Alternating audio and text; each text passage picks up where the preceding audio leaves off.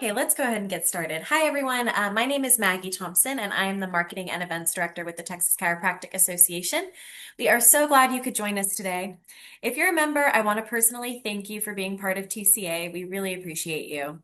If you're not a member, I humbly ask that you consider joining. TCA is your voice at the state capitol. We provide legal defense representing you in front of state agencies, and we educate the public about chiropractic.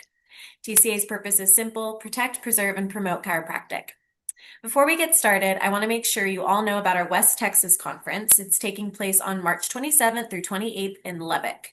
There's still time to register to join us for this conference, and if you're not able to make it in person, we'd love for you to join virtually. It's the same CE, the same conference, but you can do it from home. I will put the link in the chat for you. Today, our Lunch and Learn session is sponsored by TCA Friend of Chiropractic partner, Online Chiro. With Online Chiro, you can discover the best value in online marketing. This company is so excited to provide websites and marketing solutions tailored specifically to chiropractors. Joining us today to share growing your practice with essential online marketing is Senior Web Presence Business Consultant Dale Gardner.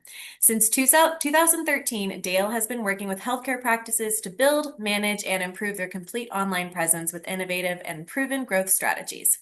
Go ahead and take it away, Dale. Thanks so much, Maggie, and thanks so much, everybody, for joining, especially for taking some time out in the middle of the day on your lunch. I know that's not always easy, so I appreciate it. Again, I've been doing this, for over a decade, helping chiropractic practices like yours, basically just, attract new patients and grow their business. So today, what I'd like to go over is we'll discuss growing your practice with a strong, comprehensive web presence. That's going to include things like your website, taking more control over your entire online presence, and just attracting more visitors to the website and then converting them into new patients. And that's going to start with the website. The website's really, it's the foundation of your entire web presence. 75% of consumers, they admit to, in general, making judgments on the credibility based on a website. So your website's going to be the best place to make your great first impression. Like we say, it's the front door of your practice. For many patients, it's going to be the first thing they actually see about your practice. And this is going to be your opportunity to tell patients about you and about the practice and why you're going to be the right, chiropractor for them. You always want to make sure the site's modern, it loads quickly. We'll discuss some of that in the future. People, as their attention spans get shorter, their patience gets a little shorter. So sometimes if a website's not loading right, they'll hit that back button and go to the next website. So one of the first things you want to do is make sure that that website's inviting, specifically for them.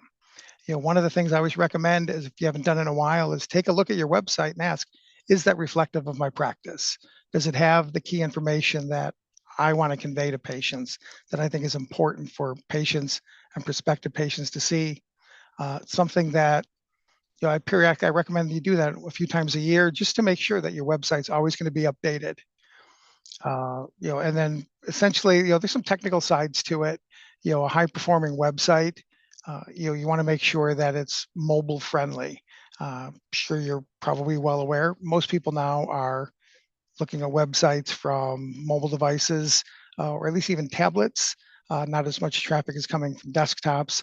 So you want to make sure that the website's optimized for that best experience, no matter what browser somebody's looking at or whatever type of device they're looking at. And that's something, obviously, you want that for patient experience, but that's one of the many things that Google is looking at as well when they're deciding where to rank you, in those search engine, rankings. And with it, you always want to make sure you have relevant content on there. And that's going to be content that obviously you think patients are looking for: hours, services, more information about their services, but also the information that's important for that you want patients to know, especially if there's something that's going to differentiate you from your local competition. So that could be things like special expertise, special equipment you have. If you have unique hours, you accept walk-in patients. That's all information that is very valuable information when somebody's looking to choose a provider. You want to make it as easy as possible for them to see that, and then you also want to make sure you can convert those patients. Once they decide, yes, this is the chiropractor I would like to visit, you want to make it easy for them to find what they need. And you're going to want what they call a call to action. Quite often, that's going to be a request an appointment or a call us now or contact us type button or widget on a website. And if somebody's looking at it from their mobile phone, it should just be a one click where they can actually hit the button and it's going to dial the practice directly. Again, you don't want to put any obstacles that's going to prevent somebody from either not engaging right now or even moving on to another practice, thinking that you might not have what they're looking for. And then that website, that's really just the starting point. The next thing is going to be making sure people get to it. No matter how great your website looks, if people aren't getting to the website, if they're not seeing it, it really is not going to have that value that you're looking for of actually attracting and converting new patients. And the first thing we're going to talk about is search engine optimization. This is essentially, Google reviews. We always say Google. This actually, if you cater to Google, you're going to attract all the other search engines as well. Obviously, Google has the lion's share of the business. So when we say SEO or search engine optimization, in shorthand, we'll say Google a lot. But if you follow Google's best practices, it's going to apply to the other search engines as well. But with it, 93% of people, their online experiences, they start with the search engine. So other than patients that already know exactly who you are, quite often your traffic's going to come from somebody looking for a chiropractor near me or, back pain doctor near me, those types of services. And 75% of people never get past that first page of Google, which is why SEO or search engine optimization is so incredibly valuable. Like I said, I've been doing this for over a decade. When I first started, having a well-optimized website with some good content was all many practices needed to get that ranking at the forefront of Google. Over the years, as things have gotten more competitive, people have gotten more tech savvy. Uh, that's no longer applicable. Having a good search engine optimization strategy, has become essential. And as I say in there, the SEO process, that's what's essentially helping your website rank higher in those results, meaning more patients are going to be discovering your practice. And essentially what you're doing with that SEO campaign is you're giving Google more reasons to rank you higher. You're giving them more reasons to trust that you're the right practice when somebody's looking for those services. So good SEO, it's going to give you a competitive advantage in patients getting to your practice rather than somebody down the road. And with SEO, there's hundreds of factors that affect Google rankings. Some of them are pretty huge. Some of them are pretty minute and technical, but there's a few key best practices, that'll always help you. One of them is going to be what we call content and keywords. Content is literally just information about the practice that's relevant to what you do. So that's going to be your service recaps. That's going to be information about the practice, about conditions that you treat, maybe about special equipment or specialties that you offer in the practice. Those are all key, and a lot of those will go in what they call keywords. And keywords are really just shorthand for coding that's going to tell Google specifically, what services you're looking for. Obviously there's going to be things like chiropractor, but quite often it'll be sciatica, back pain, neck pain, spinal decompression, whatever services that you're looking to be found for. Then when we say the technical SEO side of it, that's going to be some of that coding. Like I said, that's going to tell Google, who you are, where you are, and what you do. Because obviously we want to make sure when somebody's locally searching for a chiropractor, that you're going to get the competitive edge and show up higher in those rankings. But there are other factors. I mentioned earlier being mobile friendly. Google ranks websites higher if the website is what they call mobile responsive, meaning it's going to be optimized for any device or browser, but also is the site fast? It needs to load right away. As I mentioned earlier, patients are, they don't have the patience they used to have. So quite often if a site's loading and it's too slow for them, they'll move on to another practice rather than wait that extra. And sometimes it's only 2, 3 seconds, but that can make a big difference. You always want to make sure your website's going to load in 3 seconds or less. And then, improving your SEO, search engine optimization, really one of the key things in there, other than some of that back end coding, is just going to be that content. And you want to have unique content. And again, it's relevant to what you provide. So you want to make sure all your key services are covered in that unique content, all the important information about the website, but also you want to make sure you're updating that on a regular basis. Sometimes it could just be, whether it be in the form of promotions or updating some information, some useful information for patients. Obviously, the more valuable content your website has, the better experience it is for a visitor or a patient or a prospective patient, but also you're very directly also making that content specifically for Google. And you can use stock content with that. A lot of times practices will use similar libraries of stock content. You can have that, but you don't want that to be the only content on your website. Google does reward unique content as well. And that's also going to include things like your business profile. It's something very simple. Just go to your Google business profile. Make sure that all that information is correct. The correct address, the correct phone number, the correct business hours.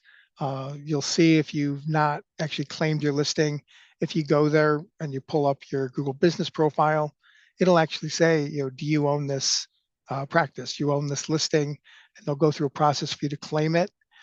It's not a hard process, but it's something. Make sure you do that, because then you're going to be in control over one of the first things that people are seeing when they're searching, but also it's all going to be the correct information. Sometimes it could be something as simple as an address is missing the suite number. Google likes to see that information and make sure it's matching up with everything else that's online. So it's a simple way to let Google know you're the actual official authority. And then, as I mentioned, that site speed, that's huge. Sometimes I've seen older sites that they have a lot of content on it, videos, they're using some old technology. It slows the site down. It's just not the best user experience. But as I mentioned, that can also have a negative effect on your SEO. And now, kind of the newer part of this, artificial intelligence optimization, or AIO. Obviously, a few years ago, this was just a weird technology to discuss. But now patients, their behavior is changing. Sometimes they're no longer just going to Google and searching chiropractor near me, or, carpal tunnel doctor near me.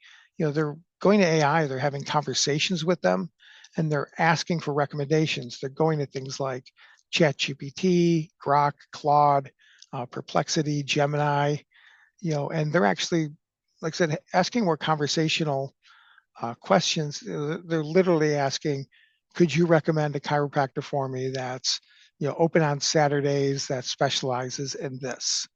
And AI is actually giving them recommendations, where when we talked about SEO, it was just a ranking. Here AI is actually telling the patient, this doctor, this is a good practice for what you are looking for. And with it, it says format for skimmability. All that means is that you want to make sure that, it's easy for AI and all those AI platforms to actually find that key information. Quite often that's going to be in the form of bullet points and headings. In the old days, a lot of times practice used to just write paragraphs and paragraphs about every service, just thinking that if they just kept hitting the same words over and over again, it would help with SEO. AI, they like things that are concise. They like short paragraphs. It's content, it's digestible, and it's something that it makes it easy for AI to pull you in and make that recommendation. But you also want to show them that you're an expert. That's going to include things like your online reviews. That's something that it's always been important for practices, but it's with AI, it has another layer of importance to it, just because AI is looking at if somebody has 200 5-star reviews versus a practice that has 3 5-star reviews, that's going to be one of the factors that they're like, well, obviously, this is a good practice. This is a practice that has credibility. So they're going to, give you an edge on that. And the other part of it is, right, like you're a human, some of the coding for SEO, it's technical. It's focusing on those keywords.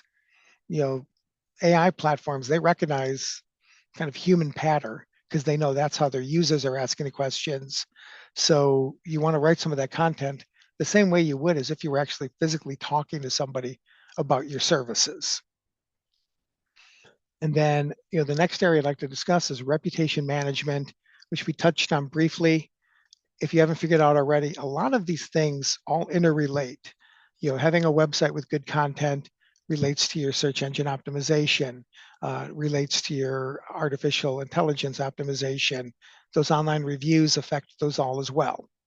So when we talk about a comprehensive web presence, these are all things that you want to consider both individually, but also as your core strategy. Everything will kind of build on itself. But the first thing with reputation management is going to be just talking about your online reviews. 91% of people right now, they trust online reviews with the same weight that they would a recommendation from a friend or a family member. Again, I've been doing this for over a decade. When I first started, that number was closer to 65%. So obviously people have gotten more and more comfortable with, online reviews. And healthcare actually ranks number 3 after restaurants and hotels for businesses where online reviews play a significant part in people making their choices. So you not only want to get 5-star reviews, but you want to get them on a regular basis. You want to get them recently. Patients notice that, but again, that's one of the many factors that Google is looking at as well, and it's going to affect your SEO. And it's something too, if you only have 3 or 4 reviews, a negative review is going to stand out. It's going to have impact. Where if you're getting reviews on a regular basis, you have over 100 of them, it's not going to affect your star rating. And it's also not going to be as noticeable. You can push down those negative reviews, and we'll talk about negative reviews a bit more in a second. But, how to get more 5-star reviews, that's probably one of the questions I get asked the most. And the simple answer is ask. That's the start. If you're like most practices I talk with, probably 99% of the patients that leave, they're happy. They would recommend the practice. The problem is they don't always think about it. So just asking is quite often a reminder to them to help, but you also want to make it easy for them. Some practices will set up a QR code in the office where when somebody's checking out, they can scan it with their phone. It's going to take them directly to their Google business listing, and they can leave that review. Or you can even send them an email or a text afterwards. Thank you so much for being a patient. We would appreciate your feedback, and take them again directly to your Google business listing. You want to make it easy for them to do, because obviously if you add a few levels of work for them to do where they have to try to make sure they're looking at the right Google listing, that could minimize the amount of reviews you're getting.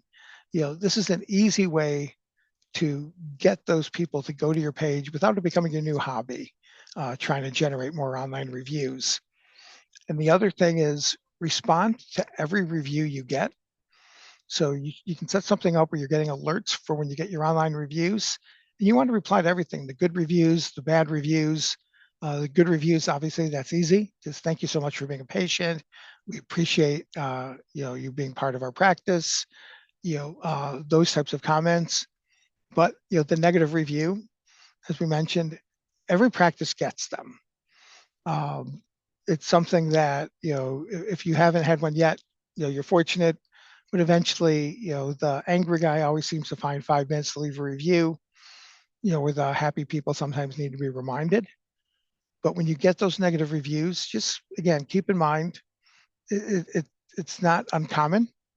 So you just want to stay calm. Obviously, it's easy to get very defensive, but you just want to reply with something simple and brief. Obviously, because of HIPAA, you can't really get in any kind of he said, she said. And quite often, it's something as simple as, we're sorry you had this experience. This isn't a typical experience at Dale Chiropractic. please contact the office. We'd like to discuss further. Because when you do that, you're showing obviously the person that left the review that you're responsive, but you're also showing Google that it's something you're responsive, that you take those reviews seriously, and you are seeing any other prospective patients that see that review. They'll know that you've acknowledged that, and you've had the opportunity to also say that's not a typical experience. And it's something that quite often the person that left the negative review, they never go back and look at it, but other people will see that review. And kind of circling back to what I mentioned a few minutes ago, if you only have a few reviews, that negative review is going to stand out. It'll affect your star rating. But when you're getting regular reviews, you're getting them on a regular basis, it's something that it'll drown those out and push them down very quickly. But of course, you do want to look for any of those patterns. Occasionally, if you're getting a few negative reviews for something, that may be something to address. Sometimes that's true. Other times, it's just a patient that had a bad experience and it's more on them, but you have to treat all of those reviews equally. And then another way to get patients basically to your practice or keep you front of mind is going to be social media. With social media, obviously we're talking about platforms like Facebook, Instagram, LinkedIn. These are all, strategy, places where people are going. 41% of people say that, social media presence does impact, their view and their choice, excuse me, when looking for a practice or a business. It's something that, for many people, they would go to Google, they would look at online reviews when they're looking for a new practice. But for a lot of people, Facebook, and Instagram and social media in general, that's their conduit to the outside world. That's their starting point. So you definitely don't want to ignore that. And it's a good way just to keep consistent messaging out there about the practice. Facebook's a great place for things like, please welcome our new team member. Come see us at community days. Happy holidays, back to school season's coming up. Those types of messaging, it keeps you front of mind. By having that long-term, social media program, you're building a relationship with patients, and the types of posts that you can make, like I said, they're going to be more quite often unique things about your practice, whether it be, pictures of the team, like events that you've done, promotions you're doing, welcoming a new team member, events you're going to, things like before or after results. Obviously, you can talk with the patient and say, you had great success. We would love to, tell your story on our Facebook page, and our website. Get the permission, and you can put that there. It's a great way to brag and to show you too can have results like this. Patient education, that's something a lot of practices, they'll just continually post, articles or little tidbits about, some of the key services that you do. And again, you always want to make sure that the things that you're posting about relate to what you actually do in the office. And again, this doesn't have to be a large project. Years ago, people were doing very long blog posts. People's attention spans, as they've gotten shorter, you're just looking at keeping something fresh on your Facebook page. It doesn't have to be long. It could be a nice image with a few sentences about, something, whether it be a service or something about your practice. It's always awkward when you see a practice Facebook page where the last post is, Happy Thanksgiving from 2 years ago. So you want to use your social media as a way of just keeping front of mind. And then lastly, one of the big things I want to talk about is digital advertising. It has a few different forms. The two biggest ones are going to be Google ads, or what they call pay-per-click ads, or Facebook ads. And they both have, kind of unique usages, unique ways that you can benefit from them. With Google ads or PPC for pay-per-click, you're targeting patients that are looking specifically for your identified key services. Similar to what we were talking about earlier with those keywords, this is a good way to be in control of, you may have a full calendar, but you might not have it full of the most lucrative patients or the patients you enjoy seeing the most. This is a good way to target those very specifically. When we say PPC, you're paying Google for those ads. You're paying to show up in those rankings. Something with SEO, that's like more what they call an organic listing. It builds up over time as Google gets more and more information to rank you higher. With these SEO, with the pay-per-click ads, this is more instant. So you want to target your most profitable services, and it has a very strong return on investment. Quite often for many practices, it's a 2-to-1 ROI, meaning, for every $2 or for every dollar you're spending in those Google ads, you're actually getting a $2 value in a new patient. But it's something that, people often ask, what does it cost for a pay-per-click ad? And it's not a fixed rate card. It's a live auction.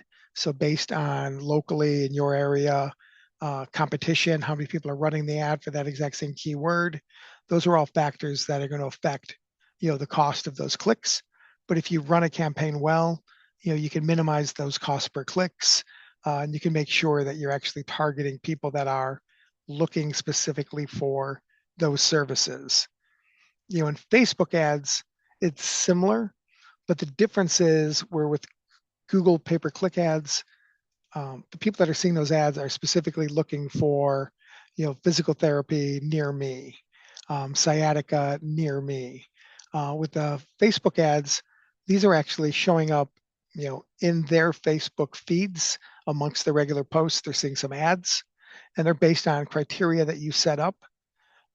If you're familiar with Facebook, Facebook knows a lot about users. Sometimes it seems like almost too much. To me, it can be creepy as a user, but as somebody running Facebook ads, it's amazingly powerful.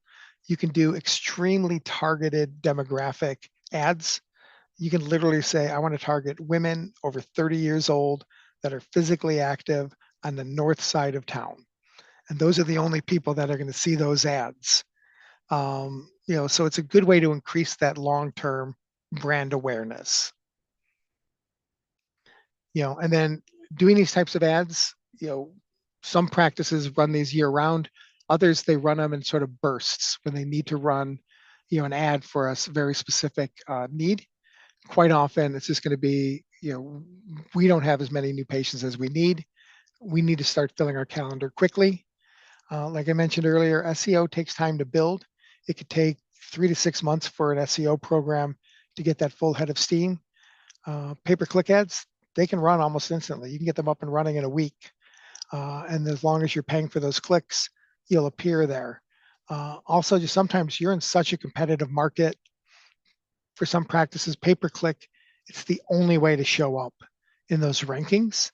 Or quite often I've had practices, they'll run them for a few months because they just brought on a new provider. They need to fill their calendar very quickly, or they got a new piece of equipment or a new service that they're currently doing, and they just want to start, again, filling that calendar quickly.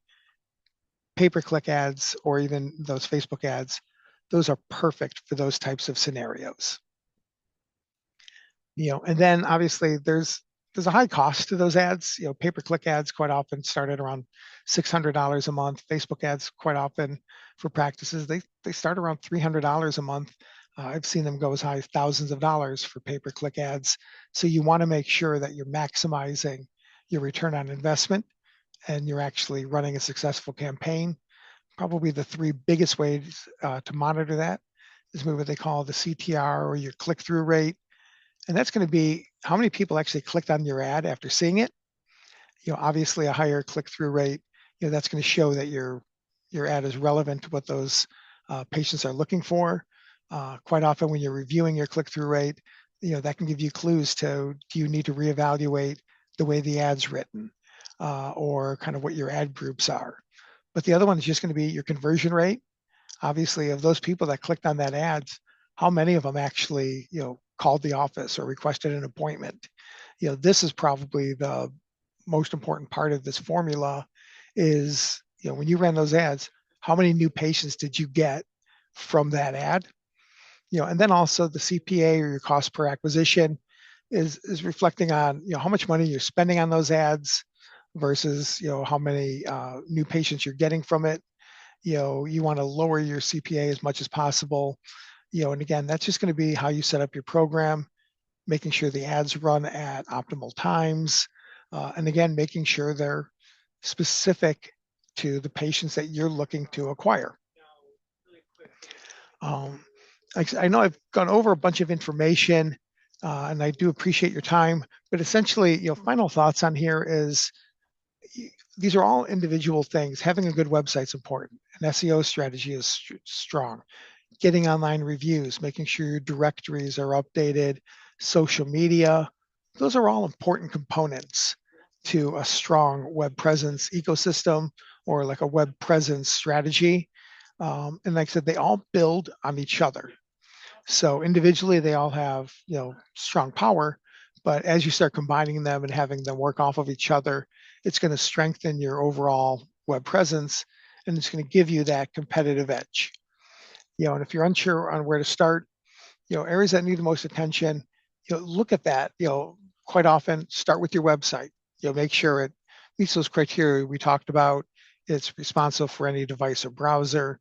It has good content. It loads quickly, and it's also aesthetically pleasing and has that call to action. So when somebody decides this is the chiropractor for me, I want to schedule that appointment. It's easy for them to do. And then from there, start looking at your search engine optimization, how you're showing up. And again, think like a patient, for those key services. Think of somebody's looking for shockwave therapy or a chiropractor near me. Make sure that you're showing up in those results. And then, like I said, look at things like your social media presence, look at your reputation management, your online reviews. Those are all things that'll have a strong impact for you. So again, thank you so much for your time. And Maggie,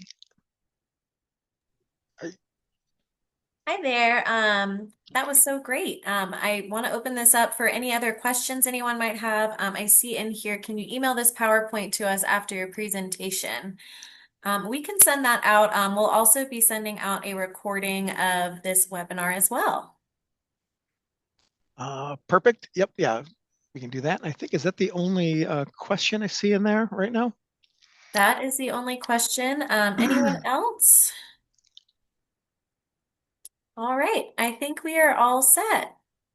Oh, Well, and we have one more. Can you share? Yes, we will send oh, oh, this is a good one. yeah. Can you share how to deal with bad reviews? Yeah, and bad reviews are, again, like I said, it's out there. Everybody will eventually have to deal with them if you have a practice dealing with the public. Uh, and I'll let you know, it's something too. It's what you remember.